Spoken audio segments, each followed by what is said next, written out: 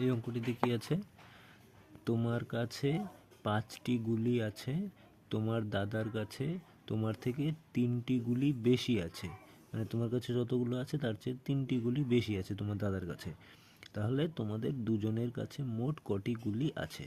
এখন তাহলে কি বের করতে হবে এটা থেকে?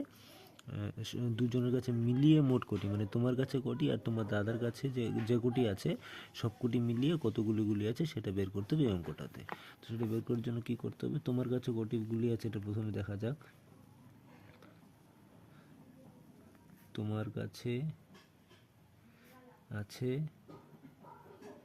তোমার কাছে আছে 5টি, এটা তো দেওয়া আছে 5টি গুলি তোমার কাছে আছে 5টি। আর দাদার কাছে কটি আছে? দাদার কাছে আছে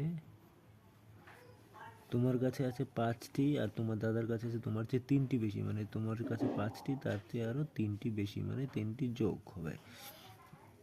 এতটি বেলুন আছে তোমার দাদার কাছে, তাহলে তোমার দাদার কাছে কতগুলো হলো? 5 আর 3, 5, 6, 7, 8, 8টি বেলুন আছে তোমার দাদার কাছে। এখন কি বের করতে বলছিল? দুজনের কাছে মোট বেলুন আছে, তাহলে মোট বেলুন কয়টা থাকবে?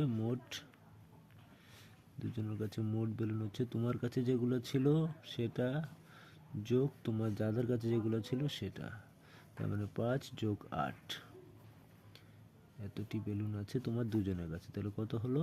5 আর 8 যোগ করলে 8 আর 5 যোগ করলে 13, তাহলে 13টি বেলুন হচ্ছে মোট তোমাদের কাছে আছে। তারপরে এটাকে উত্তরটা লিখতে হবে অঙ্কটা, মানে অঙ্ক আমাদের হয়ে গেছে। এখন উত্তরটা শুধু লিখতে হবে যে দুজনের কাছে